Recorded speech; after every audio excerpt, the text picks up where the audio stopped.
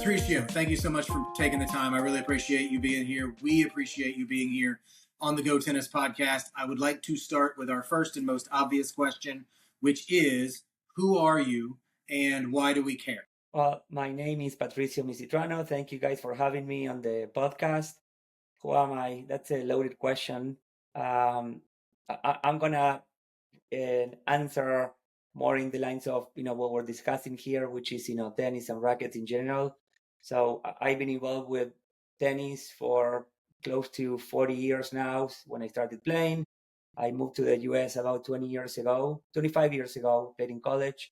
I coach in college. I started teaching tennis. Then I got a little bit into platform tennis, then pickleball, and then most recently sort of came back to Padel, which I grew up playing in the 90s in Argentina. And from teaching to directing clubs to running tournaments, I've been involved in the rackets industry for the good part of the last 2 decades. So not just Padel from the standpoint of this is what I've been doing my whole life. You evolved into. Yeah, and funny enough, when I was a teenager in Argentina, I started playing Padel. And then for about 20 years, pretty much I didn't play at all because in the US, there were very few places where you could play. And most recently, when I say most recently, in the last 3 to 4 years, I started playing a little bit first. And then I co-founded a club. Then I started playing some tournaments and I got involved with the USPM in one of the national team the national team committee. And last December, I participated in the Pan Am Games representing the US, and I played an entire 3 points because I got injured in my very first match. But yeah, so I've been involved with the sport now for a few years in the US, but I've been involved with it since I grew up playing back in the early 90s. Okay. And so now, recently, you took a new role. You've been working with Racket Central, which is how you and I first met. But now you've taken a new role with Racket Social Club. Tell us about that. Yeah. Racket Central, Racket Social Club, Racket X, and the National Padel League are all under the umbrella of Racket 360. It's a company that owns all 4 companies. And since the beginning of the year, pretty much, and I've been helping Racket Central to grow the B2B side and helping clubs and with their retail needs. And most recently, and I took the lead as the person in charge of all the clubs, the Racket Social Clubs, and we have one in Atlanta. That's where we met a couple of weeks ago. We have one in Denver. We're about to open 2 in Houston, in 2 different parts of Houston. One in Willowbrook, an outdoor paddle and pickleball club, and an indoor brand new facility in Katy. And it's going to be a 5-court facility. And we're also looking for other locations across the US. And so now I'm, fully focused on Racket Social Club. And in that case, you say we've got one facility of Racket Social Club in Atlanta. It's in, is that Alpharetta, Bobby? Is Yes. where Lake Windward technically? Yes. Okay, so Bobby says Lake Windward's in Alpharetta, which is a big place. I mean, you can drive across it. It's north of Atlanta for those that aren't familiar with this area. And in this case, you've got 4 courts there in Lake Windward.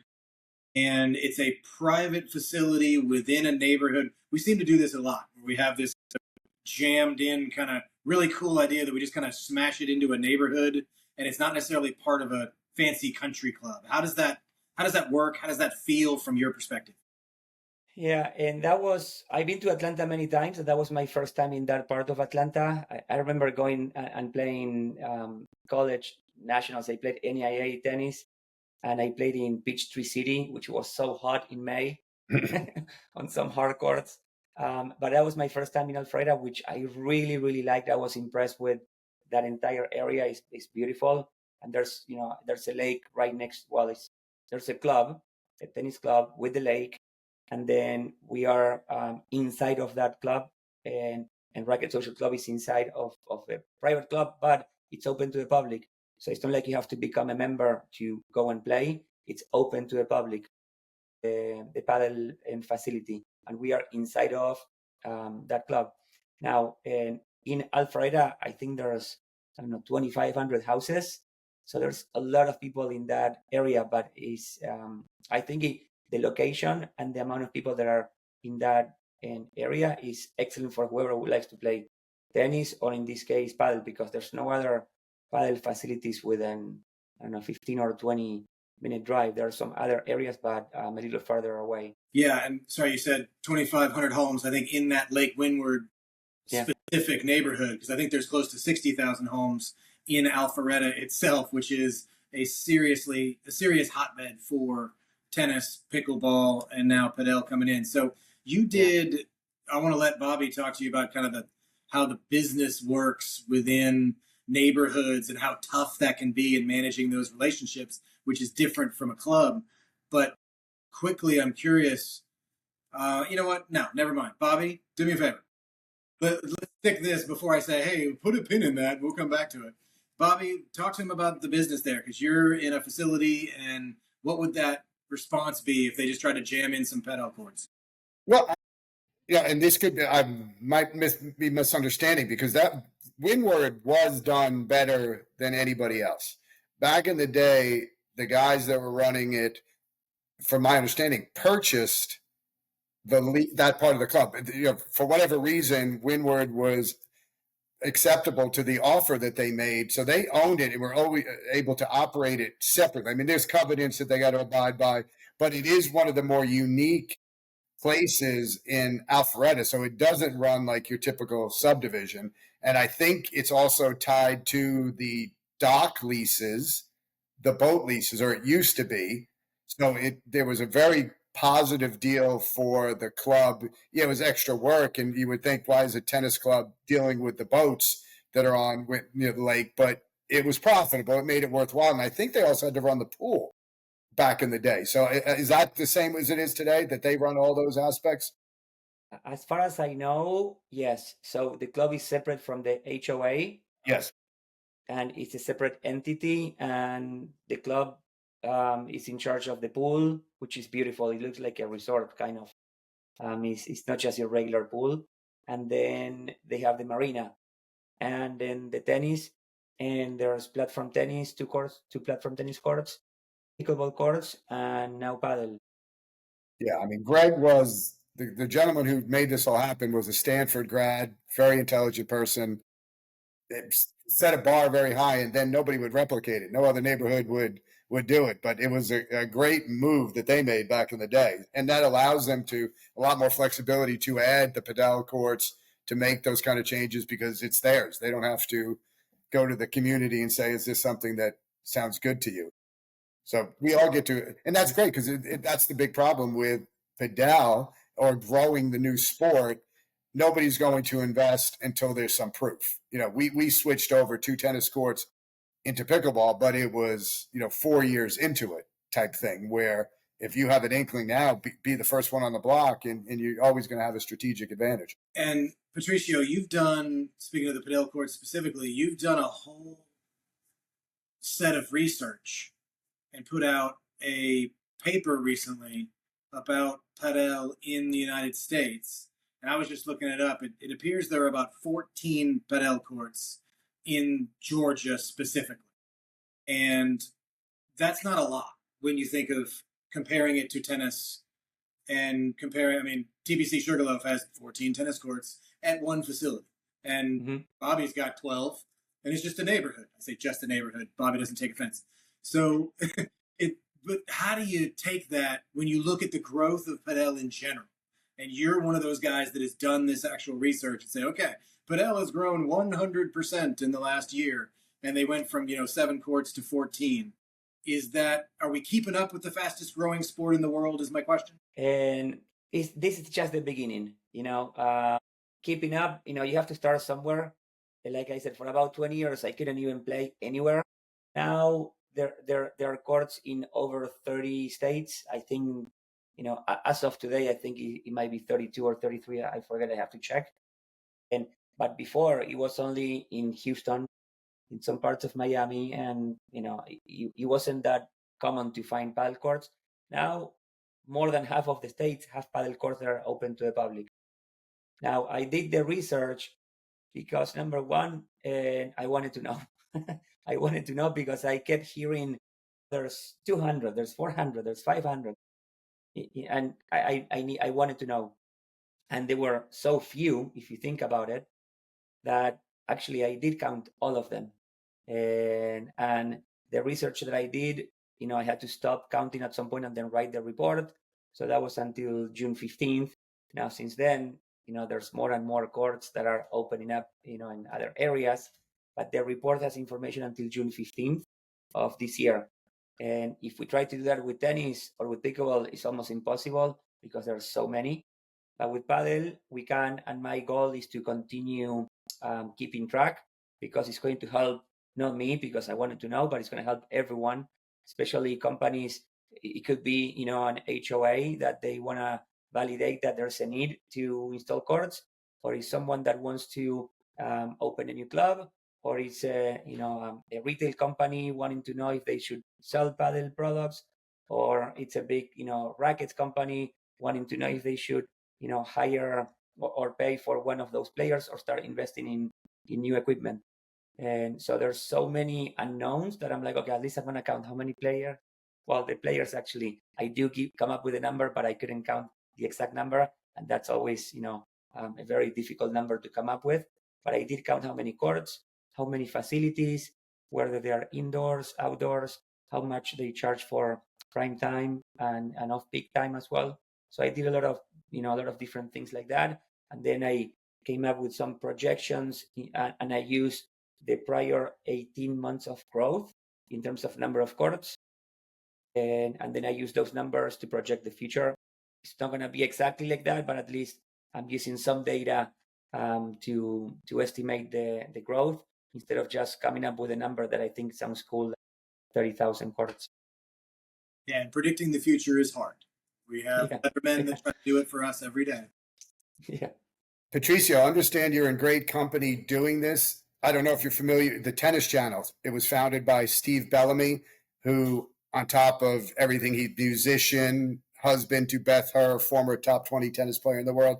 He used to run a facility in California called Pacific Palisades Tennis Center. He started the Tennis Channel, and literally he would drive around and kept a journal of all the houses in the Palisades and in the Brentwood area that had tennis courts. Because to do the same thing, that when he was selling his concept, he said, look at all these people in this small geographic area that have tennis courts. This is something very sellable. So information is golden. So that you're on a good path there. The more you know, the better position you're in. Thank you. And okay, so probably as well as anybody, do me a favor, tell everybody where they can find that report. Is that your website? Yeah, my website is misitranoconsulting.com, and then there is a tab, and on the top right, on the top navigation, that says US Padel Report, and it's free. All they have to do is submit their name and email, and then they get an email within a few seconds that they can download the report, and it's gonna continue being free forever. It's always gonna be there on the site, and my goal is to continue doing it every year. I think it helps everyone to know what the market looks like. There are some things that I would like to add to the report in the near future.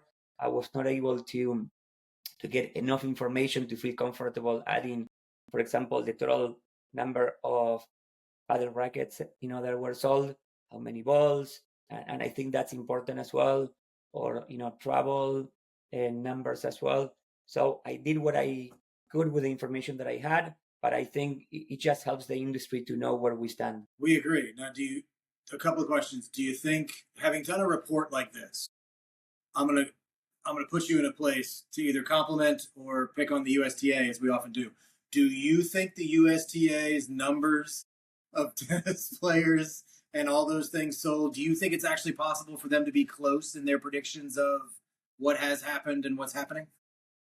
So I'm no expert in coming up with how many players there are in the US, and I attempted to do it with Padel, and I used two different ways to calculate the number of players, and both almost gave me the same identical number. So in terms of tennis, and I know they use a completely different system. They actually if I'm not mistaken, they hire a third company, like an outsource. They outsource to a company that, and they actually ask questions, and they said how many people in your family play and whatnot. I think it's something like that, and I don't know. It sounds like a lot, and I think that there's definitely need.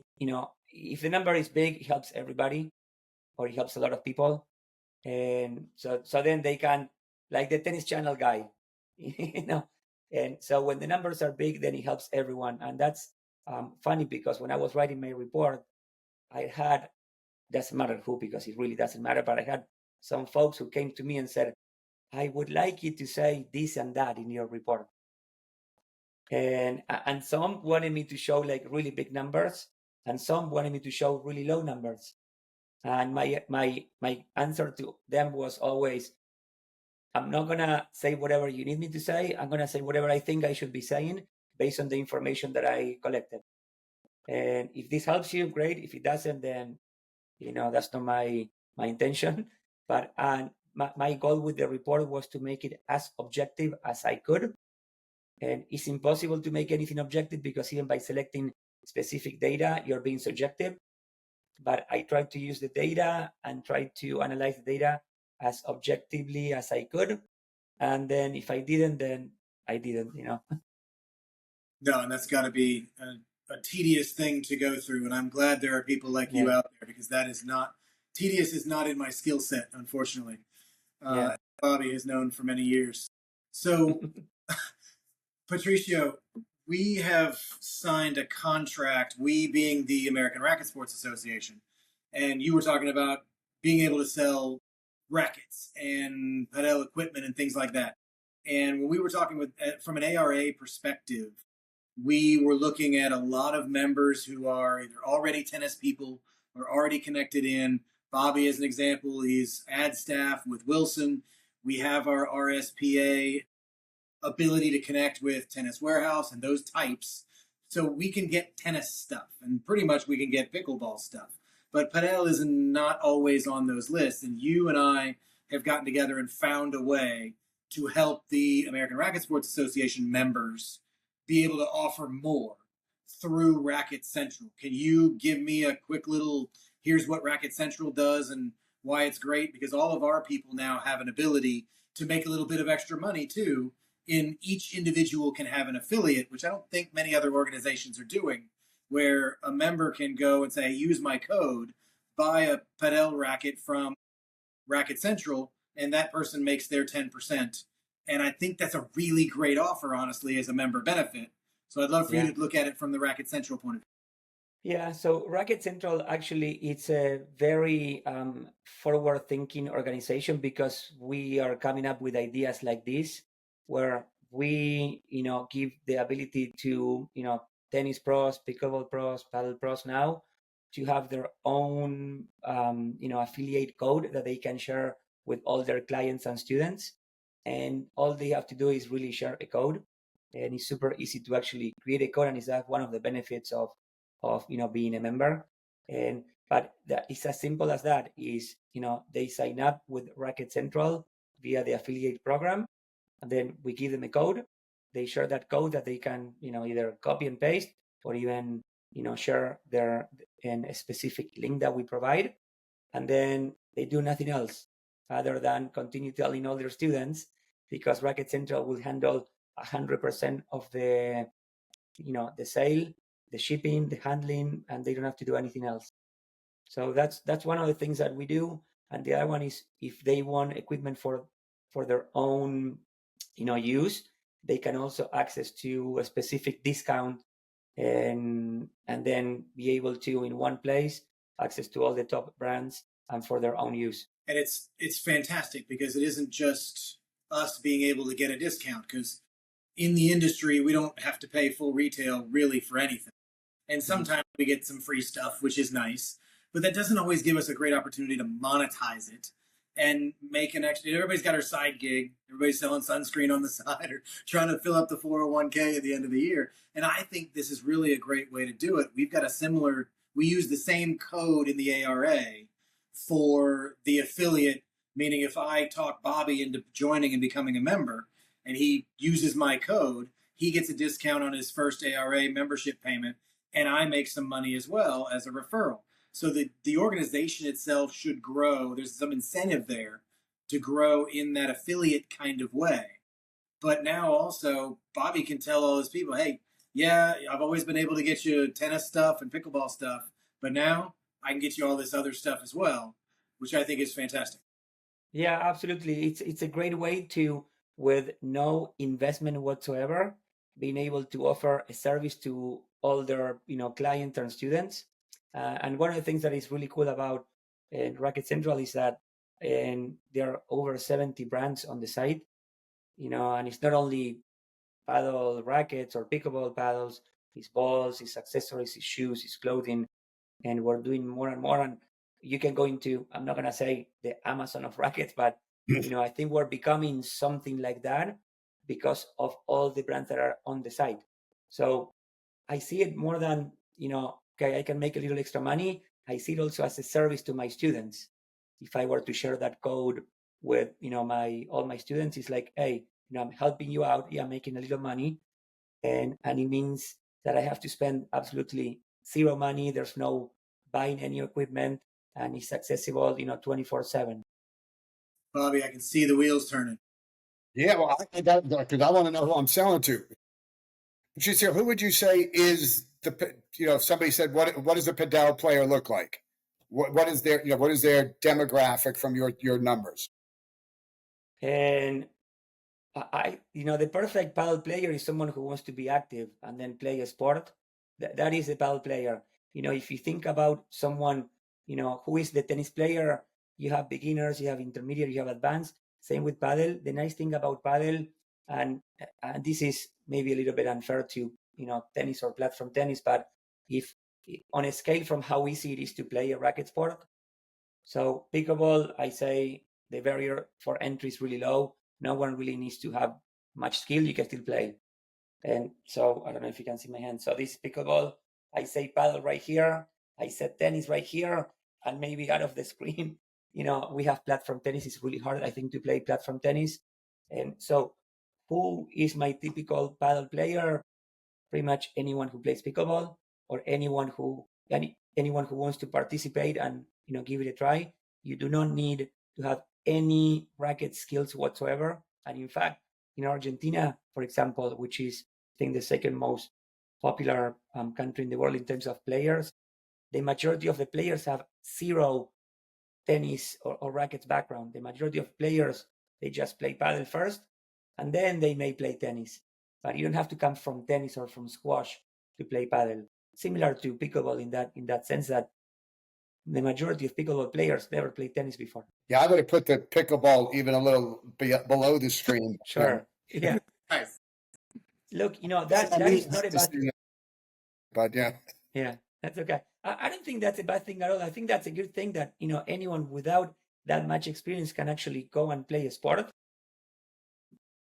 Now, there's preferences. If you like to play pickleball, great, but it's so easy to play. And that's one of the main reasons why so many people play it.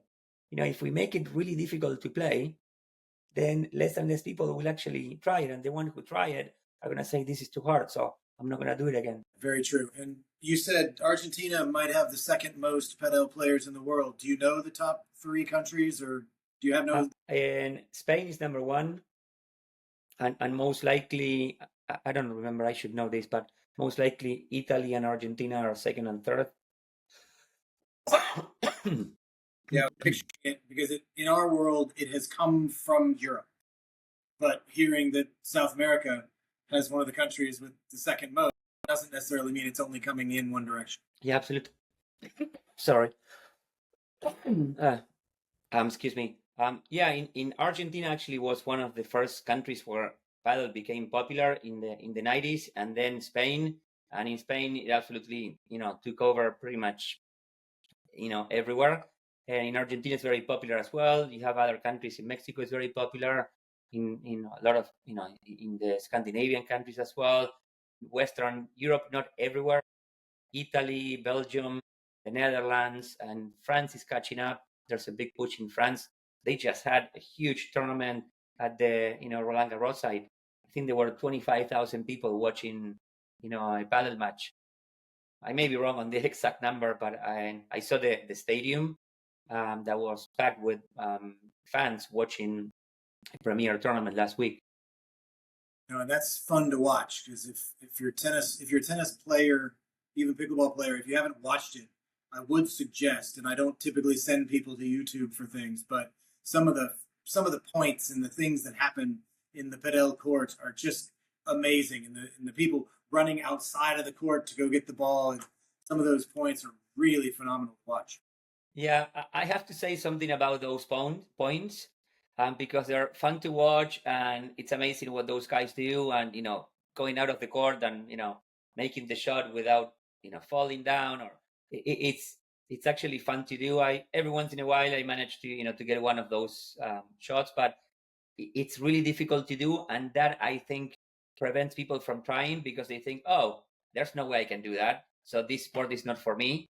And that's the pros on TV. It's like watching Formula One and thinking that that's what you need to do and to get your driver license, to pass the test. You can't drive at 200 miles an hour. So those are pros, and that's not what the majority of players would be doing on the court. And it's so much easier. And even dealing with the glass is, at the beginning, most players don't have to deal with the glass because their opponents are not good enough to get the ball to the glass. So it's a lot of like mini tennis kind of, and when the ball goes by them, it's sort of like in tennis. The ball goes by you, the point is over. So here is a little bit of that, plus you have the chance to maybe make the shot. But it's very easy to play if you think about a tennis-like ball, and then a paddle that is much smaller and is thick and is very easy to connect with. But yeah, the YouTube points are amazing, and it's fun to watch. But let's just not think that we can all do that. No, it's not true. Definitely don't try this at home. I was going to say, Bobby and I, we're gonna sneak over to Lake Windward and go to Racket Social Club, but we want to make sure that no one else is there. So we'd like to play for a few minutes and make sure that no one can watch. We want exactly 0 people paying attention. But cameras. It's very interesting. I truly expected Patricio to say that Padel was higher on because I like you said, I had the experience. I went to an ITA, did an exhibition with pros, and they're hitting it. I'm like, I'm too old for this. This is incredible. But it's interesting from Atlanta's perspective, where as a tennis coach, I spend half the time now. Don't watch what Sinner did. That's not out to reality. This is a different game that they're playing on television, but because of the way they've been playing tennis, that's achievable. Where if it's interesting to look at it from the other perspective. I've never done this. I'm looking at the pro. Oh, I can't do that but that's a great way to introduce it, to make them realize, look, the goal is to get there. It may not happen, but anybody can play this. Yeah, absolutely. Look, I'm going to tell you 2 examples. So one is I was teaching this guy who was, I don't know, mid-70s. I don't know how old he was, but he was in his 70s. And he said, yeah, I'm having a really tough time with all my friends because they watch online. When I said, hey, let's go play paddle, then they look it up on YouTube and they're like, there's no way I can do that. So that's a little bit of a problem when, right away people say, this is not for me because I cannot execute this and I'm not able to do it. But in reality, it's so much easier. And I wish more and more clubs or social media accounts would show like the typical 3-0, 3-5 players, those videos, instead of, the pros, running at the court. Because that's what it looks like pretty much, in the majority of clubs. So we just figured it out, Bobby. We are going to video you and me play. And they'll have a nice 3-0 level view of well, I mean, it's so true, though. But you think about pickleball, who did they show? It was the old-timers, the dinks and the doinks. And, that's the way the pros started. But now Jack Sock's out there hitting the ball 100 miles an hour. That game has changed already. Don't go look at Jack Sock playing pickleball because you're not going to see dinks and doinks. You're going to see somebody getting hit with something. So it is funny that, you got to be careful how it gets introduced. And maybe to pickleball's credit, coming in as the bowling of racket sports was good product placement. So, they thought about it. This is a game for the masses. So like I said, I just looked at Padel. I was like, this is cool as can be, but I'm old. I don't think I can do that. Now, let me ask you this, Patricio, also for a club. that's interested. How much space? I mean, I know I can put 6 pickleball courts on 2 tennis courts. How much space would you need to put in 2 padel courts, and then the other one? Yeah, how much would that run you? How much is that going to cost? Okay, and so the paddle court is roughly 33 by 66 feet.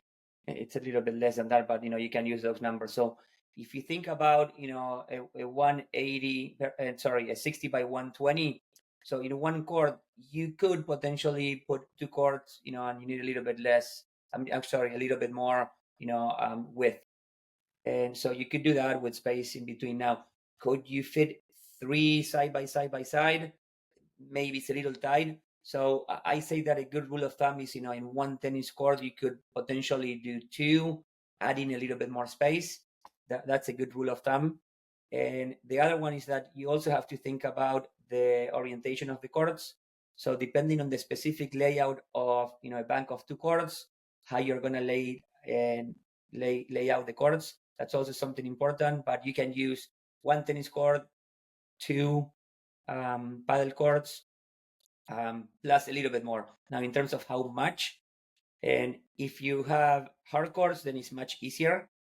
If you're going to use hard courts, if you're going to use an area where there's no tennis courts, then you have to do side work. The side work is the unknown. Right. And then depending on the type of courts and the number of courts that you install, you can think about a number between $40,000 to $50,000 per court. You're going to be somewhere in there. Of course, if you install 4, you might get a little bit cheaper. Also, depending, multiples of 2 help, because usually the transportation, 2 courts fit into 1 container. Some courts can fit in 3 courts into 1 container. So if you're installing 3 courts, then you have some savings there in terms of shipping. But more or less, it's going to be between 40 to 50K and per court. All things inclusive, except side work. Side work will always be separate. So yeah, Bobby, when you see it, it's pretty cool. Basically, they put 4 padel courts on 2 tennis courts. It's a little bit more than that, but they basically pulled that off. Yep. Yeah, I mean, we don't worry about with tennis. We'll put it in the line of the sun. So we don't worry about any of that stuff. We'll put it in a tough place to see it. It's whatever is practical is what we'll put it. So that's but this is the thing. So when you play paddle, there's a lot of lobs. So if you think about that, then you're gonna be looking up every time that there's a lob. So you don't want to be looking into the sun, and that's why the orientation of the courts is really important. With platform tennis is the same, and even though you have a net and then players on each side of the net, in tennis, the only time that really the sun bothers you is when you toss the ball up for a serve. But then most of the time you're looking forward, even though you can see the sun, even if it's in front of you. But when you play paddle or platform tennis, you're looking up constantly because there are lobs and all the time in the game. A lot of sense, and I hadn't thought about it that way, because in tennis, a lob is kind of the shot that's maybe the least common besides a drop shot, and in pickleball, you never lob. So it really matters significantly less. But you're right, in the caged sports, there's a lot more lobbing going on. And let me just say to both of you, it's obviously been a while since you've been coaching. If you don't think there's a lot of lobbing going on in tennis.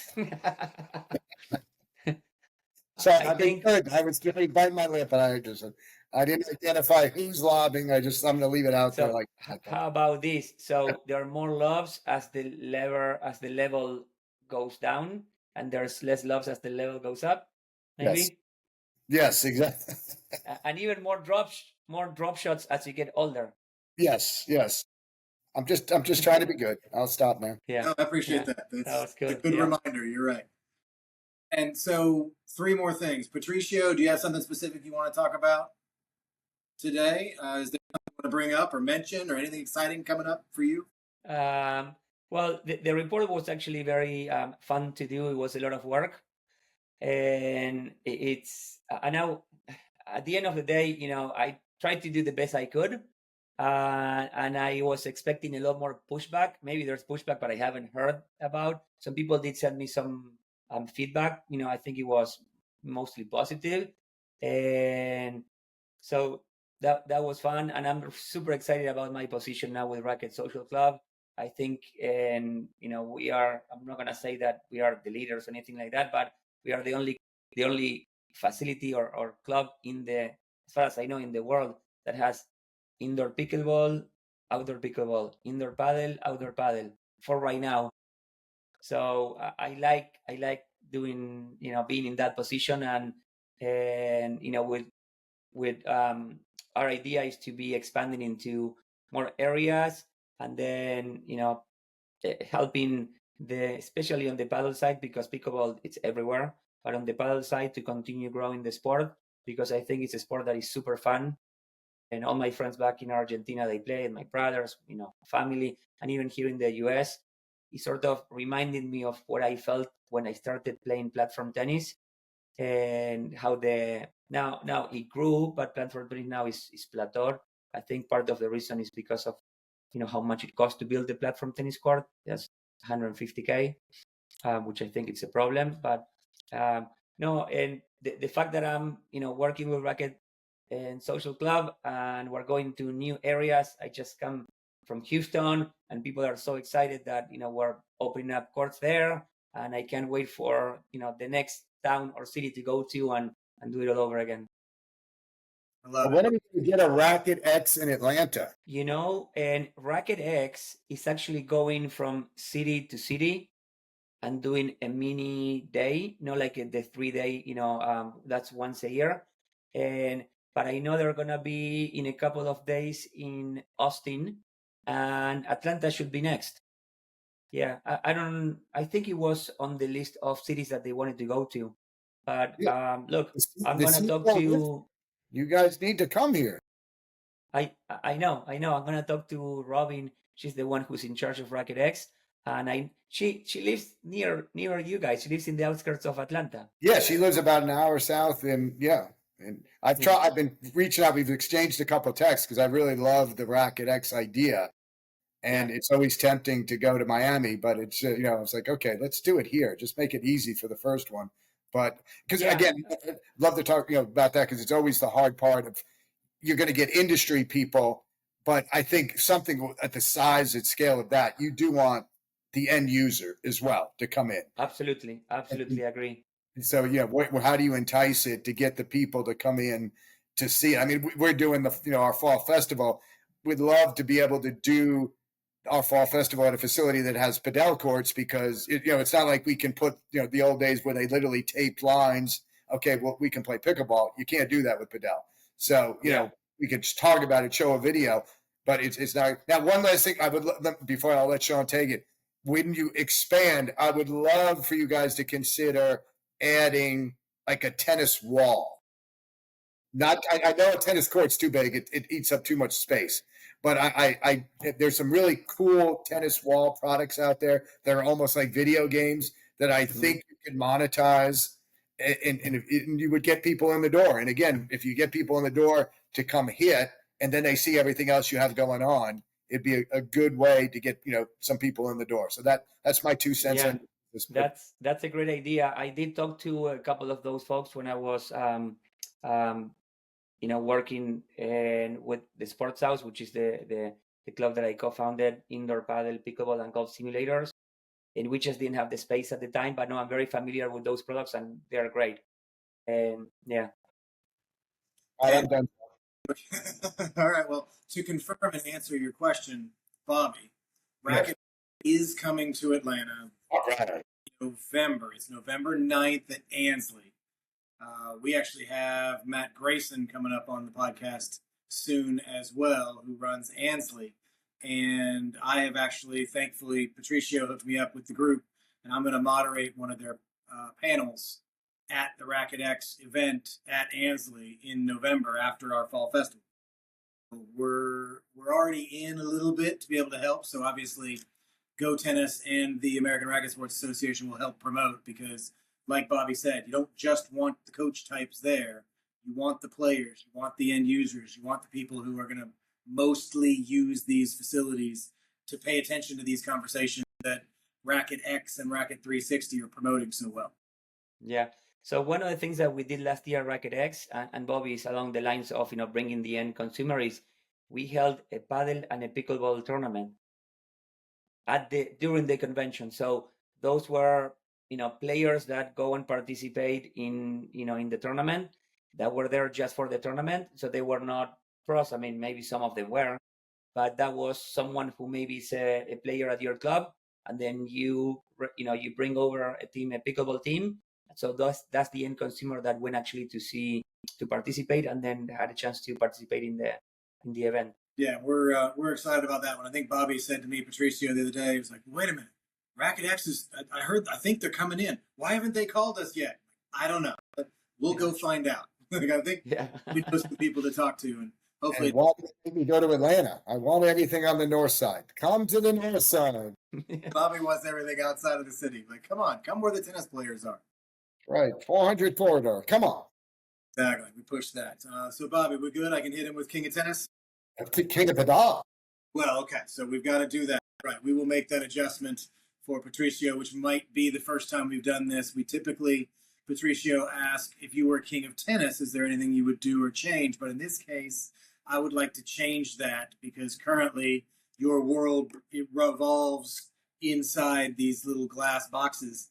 And I would love to know, and we'll adjust this specific question to you, but if you were king of Padel, whether it's the world, just the United States, just Argentina, socially, professionally, I know it's a little less common, a lot less common than tennis, but is there anything you would do or change as king of Padel? So I'm gonna answer. It's gonna be a two-part answer, and so one is specific to the US. So I would make everyone say Padel and not Padel. Okay. Padel. And you can pronounce it Padel, sort of like Paddle, which is fine. I just don't like it when people say Padel. I know why some people do it, but I just think it's time for the US to, come over to the other side and then pronounce it exactly as everybody else in the rest of the world. We already say soccer instead of football, but that's okay. It's too late now. So that would be one. And the other one, and I would keep the golden point forever. I think the golden point is when you get to 40 all, you play a golden point, which means sudden death in tennis. People say it, but the receiver's choice, and then whoever wins that point wins the game. So I think it's such a great way to play, because it speeds up the game, and you can easily play a 6-4 set, even at a pretty high level, in 30 minutes. And so, and in terms of managing the time on court, rotating players, making it fun, making things quick, then it's such a great way. And when you go deuce and advantage and deuce and advantage, I think that the golden point is such a great format. They recently changed it for the pros, but I would keep that forever, at least in the US, in all the tournaments, everywhere. Okay, so Bobby, there's a problem, because Patricio understands why we say Padel, because we need to differentiate from paddle, which makes us think as Americans of a ping pong paddle, which is why we rolled our eyes when we invented pickleball. But for us, Patricio, I use it as a sign of respect and differentiation, because when you say the word paddle, to us it almost sounds like Padel. And I can't make that sound that you can make, and I'm pretty good at that. Like I'm one of the better ones. I think you say it pretty good. And look, I come from platform tennis, so platform tennis is the name of the sport, and I know it's super confusing because pop tennis ended up changing their name. It used to be called paddle tennis, and then platform tennis, some old timers call it paddle tennis, and even paddle, some people still call it paddle tennis. So it's all confusing. But it's all confusing. But if you say paddle with the emphasis on the A instead of the E, it's and the context helps. I think it's the way to pronounce it. I was at an event last year, and Bebe Auguste, former #1 player in the world, actually made a point of saying, "Hey guys, this is at the early stages. Let's make sure that we pronounce the name of the sport correctly. So maybe Auguste say Padel, then I'm going to say Padel. Okay, so because the English invented tennis, that's why we don't say tennis. English didn't invent tennis. You forgot your. It was the French. It was the French. You forgot your certification already. I was sitting right next to you when we learned it was the French. Come on, what are you doing? About the branding. We just had a conversation with Fernando Segal talking about the branding and the name of tennis. Of the sport. So I apologize. Invented is the wrong word. Codified the system. How's that? Codified the system by the English. We're okay. Look, Shaun, you asked me if I was the king of Padel. So today I'm the king of Padel. So I want to say Padel. Understood. All right. Paddle it is. He's supposed to be the smart one. I'm supposed to be the wise guy. This is just. All right. Well, then we disagree. You got to call me out like you did. I like it. I'm going to blame it on Waleed because he sold courts to Softronic, who was the leader. I mean, their whole background in the core reservation system was it's a Spanish company. So, they're big in Europe with paddle. So that's who I'm blaming it on. I think to differentiate, he would always say the same thing. So now I know. I'm good with it. I got it. All right. We'll tell everybody. Starting the changes now, Patricio. Today. It starts today. All right. Well, Patricio, I appreciate it. Bobby, as always, we will follow up and be in touch, I'm sure, because we're now. We're going to do an event. When are we going to do an event to introduce everybody? We're going to do a paddle event. I think we've got something tentatively scheduled in the spring with the American Racket Sports Association and Racket Social Club. So we will see. Maybe we get GoTennis directly involved, and we'll see if we can make that even bigger. Fantastic. There we go. Excellent. Your time, as always. Exactly. We'll get Patricio down here from, where are you? Connecticut? Is that right? I'm in Connecticut, yeah. Okay, I remember. That's a whole nother story. Why didn't we investigate where he was from? I mean, come on. You got to come where it's warm. But that's what he knows about the other sports. Like, he knows about platform tennis because we don't know about that here in Georgia. Yeah, well, you actually have a little bit of platform tennis going on. I've been there a couple of times teaching platform tennis at Bitsy Grant, and I went over to Cherokee to run a certification and a platform tennis certification. So there is actually a pretty active platform tennis group. Not a lot of courts. Who's the gentleman who runs it? Peter. Howell, right? Is it Peter Howell? Or am I getting? Who's Peter? There's a big actually platform. Peter. Sorry, Peter, and I forgot his last name right now. I'm blanking. Peter Lauder. Yes. I mean, because Steve Derelick literally has a court in his backyard. So I've watched those guys go at it in his backyard. It's incredible to watch them play. Yeah, you have actually very active platform tennis group. It's not as big as tennis, but they like their platform tennis down there. All right, we'll have to learn more, I guess. It's just how it works. But all right, I'm good. Bobby, you good? I think we won't push anymore. Like I said, we usually try not to go to an hour if we can help it and get everybody back to what they do. But Patricio, like I said, thank you so much. I appreciate the time. We'll be in touch. Thank you, Bobby, as always. Thanks. Thank you, guys. It was a pleasure. Have a great day.